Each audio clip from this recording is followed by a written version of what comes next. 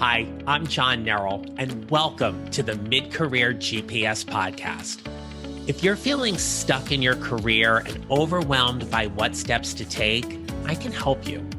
As an executive and career transition coach, I help my clients prepare, position, and promote who they are and what they do to show up and find a job they love or love the job they have. It's time to start building your mid-career GPS. So let's get started.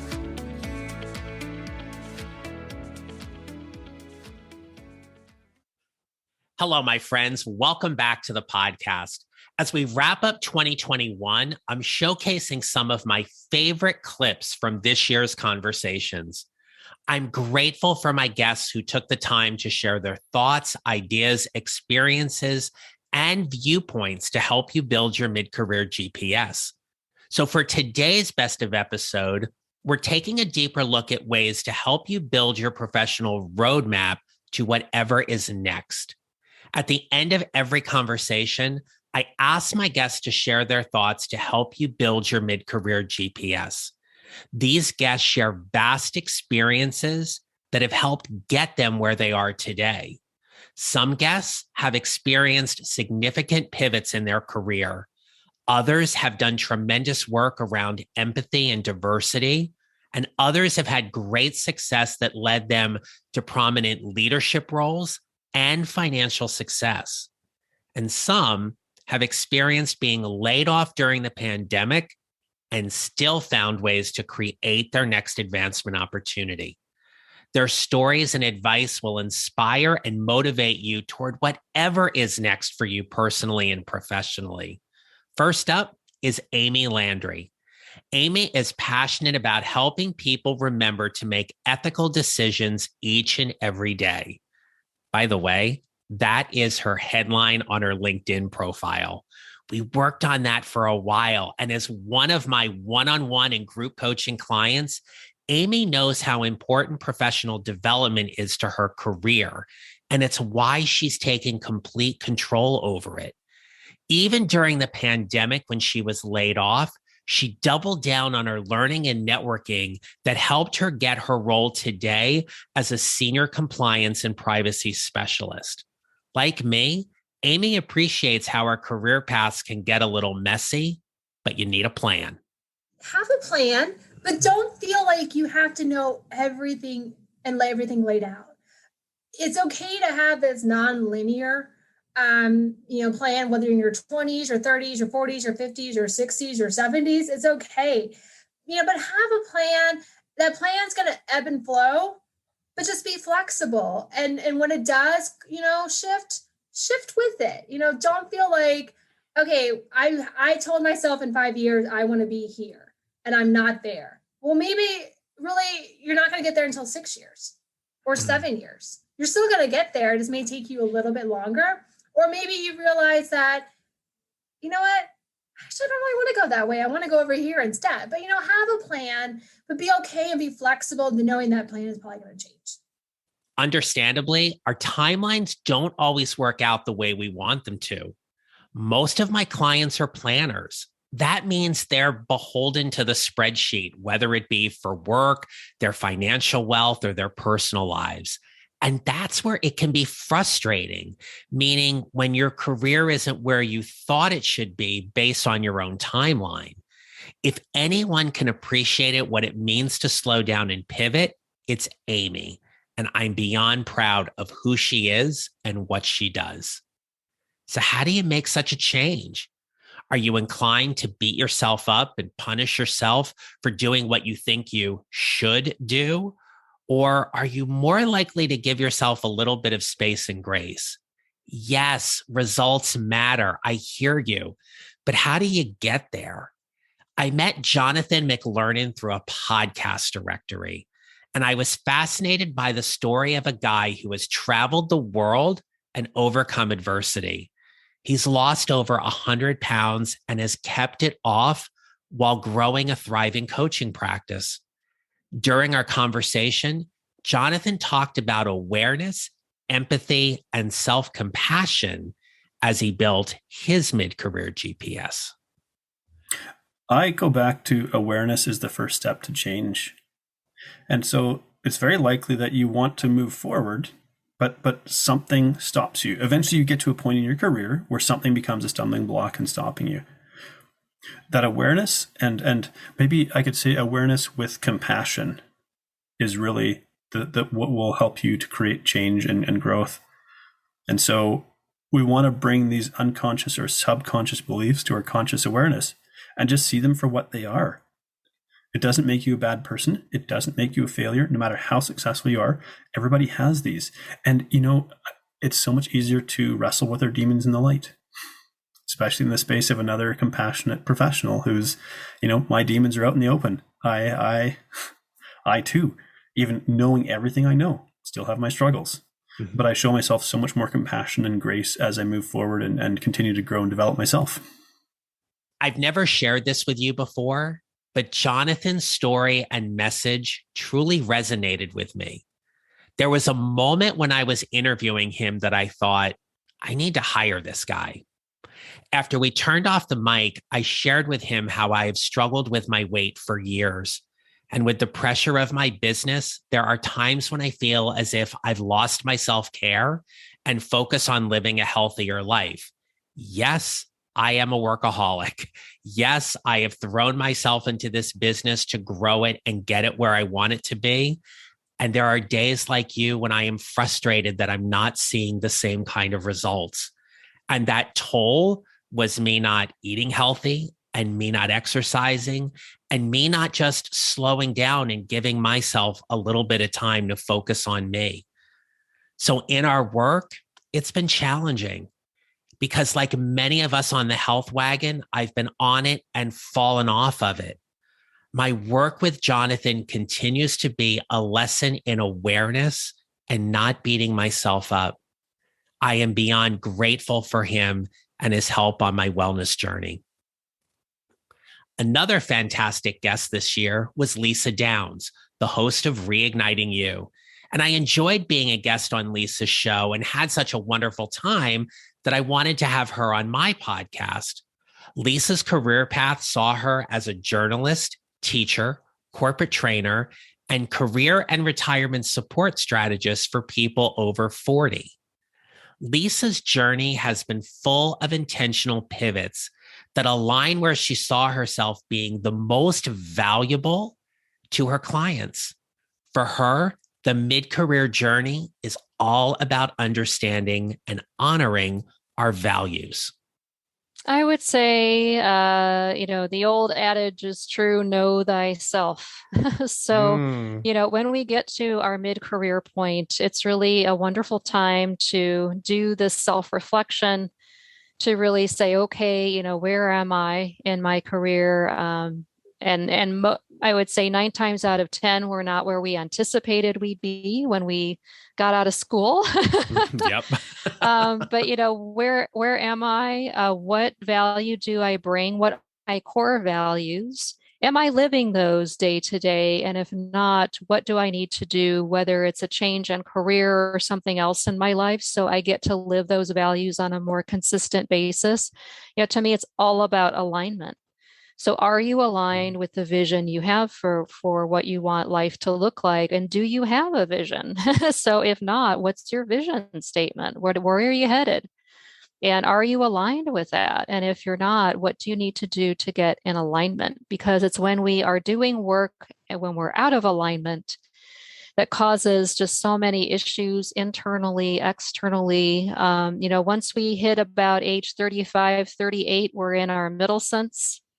Some refer to it as the midlife crisis, but it's our middle sense, just like our adolescence. And we go through middle sense, and it's our doorway into elderhood.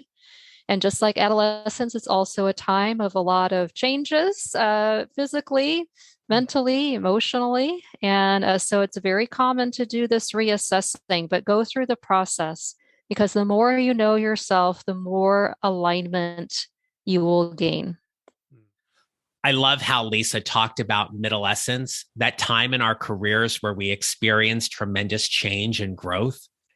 Think of that when you find yourself in the stuckness of the mid-career journey, and breathe. One of my most listened to episodes this year was around the topic of menopause with Julia Kinslow Sorescu. Now, given that most of my listeners and clients happen to be women, as well as the men who are strong advocates for them, this topic needed to be discussed. I certainly couldn't lead it, but Julia was the right person to help me hold some space for all of you to learn more about menopause and how it impacts women at mid-career. For women asking themselves, is this it? Listen to your gut talking to you. It's very, very important. It's critical health-wise, in all ways, literally health-wise, to listen to your gut. Try something new, continue learning, read books, discover anything through travel, open side hustles. That's kind of what I did and led to coaching. So it leads to purpose, fulfillment, and just try to envision your future for how it can be fulfilling for this last half of your life as a woman. Mid-career has its moments. Often mid-career professionals are raising their families, taking care of aging parents, dealing with their own health issues, and basically just trying to keep all of the plates spinning or all of the balls they're juggling in the air. And then there's the issue of money. Another popular episode was my conversation with Laura Rotter. When we think about money, those thoughts impacts our decisions around what we do with it. And I appreciated my conversation with Laura because, in my opinion, she has the perfect way of melding your attitudes and beliefs about money with your money story. And mid-career, it's our wealth building years. Here's how Laura starts that conversation with her clients. I will start by affirming the good. You've been in this position for 10 years. You've built your career. You managed to either have this amount of savings or help raise your children. I'm always looking for that spark of good for what they've already accomplished and can then build upon. How much would things change or be better for us if we spent time affirming the good? The good stems from our values and how we show up in various circumstances. This happens when our values align with what we want to do and who we are. For Laura, money makes meaning, and meaning comes from your why as to how you build your mid-career GPS. The word that comes to mind, not to steal Simon Sinek's start with why, but we've said to each other, John, right? Having a mid-career change is a big deal, right? Our identities are often tied up in our careers. How much we earn is part of that. And so to make a change, you have to really know your why. Why do you want to make that change? And define that, not flippantly. Sit and think about it, write it out for yourself. And with that in front of you, maybe it's feeling healthier, maybe it's feeling more vital, maybe it's spending more time with your children, whatever that is, keep that in mind as a guidepost, as a North Star, as you start to make the shifts that are needed to move towards that. Financial shifts, career shifts, often, when life changes, money changes. When money changes, life changes. They do go hand in hand. And it's not always going to be easy. That why, that definition will give you the motivation, the energy to make the changes necessary to, as I like to say, to live your life on purpose, aligned with your meaning. How we show up matters, and we're not perfect. I believe it's one of the hardest things we as mid-career professionals face, that feeling as if we have enough knowledge and information and we should just get it right. I met Dr. Kristen Donnelly around the same time I met Jonathan McLernon. It was a wonderful week for securing some awesome podcast guests. I was fascinated by Kristen's research on empathy and diversity, and that conversation resonated with you. I appreciate your comments and feedback from that episode, which stemmed from a greater understanding of diversity and how leaders can be more genuinely empathetic. So when I asked Kristen her advice to help you build your mid-career GPS, it's no surprise that her answer came from this place.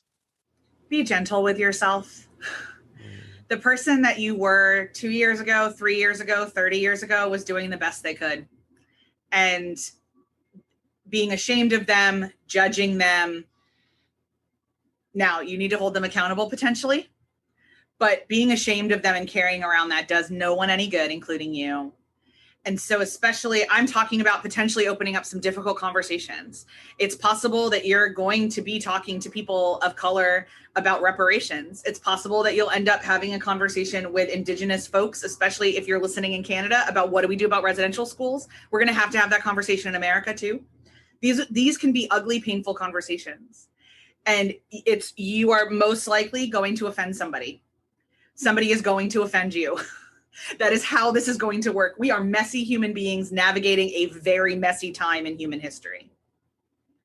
As you learn, do differently and be gentle with who you were before, because except for very rare occasions, we're generally all doing our best.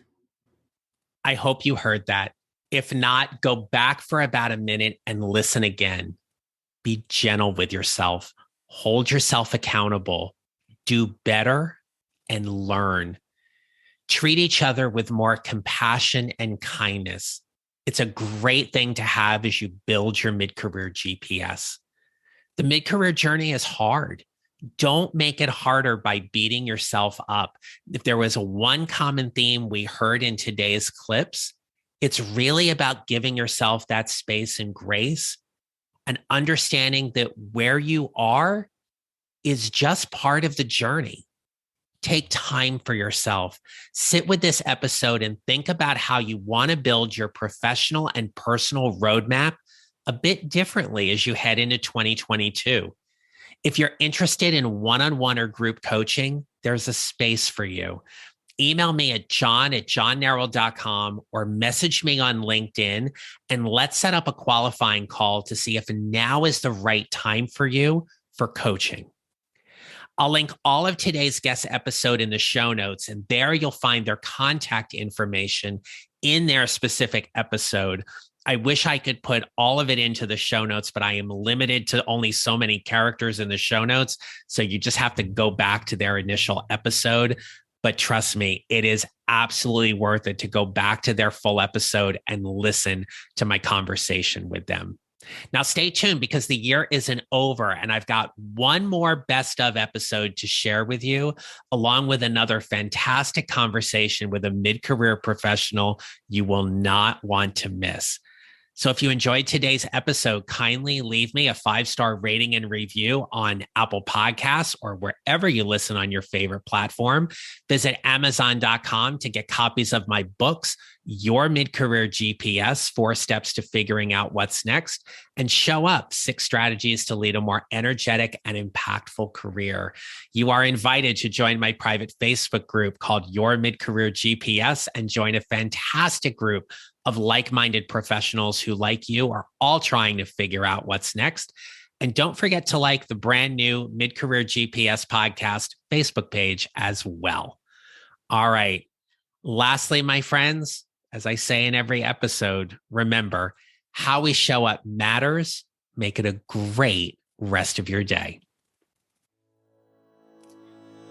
If you enjoyed today's episode and don't want to miss another one, follow on Apple Podcasts or wherever you usually listen, and kindly remember to rate and review. Visit johnnarroll.com to download your free job search tracker and other free mid-career GPS resources right there on my homepage so you can start building your mid-career GPS. Come join my private Facebook group at Your Mid-Career GPS and join an amazing community of people like you who are all working to figure out whatever is next for themselves and their careers. And don't forget to connect with me on LinkedIn and follow me on social at John Narroll Coaching. I'll see you next time.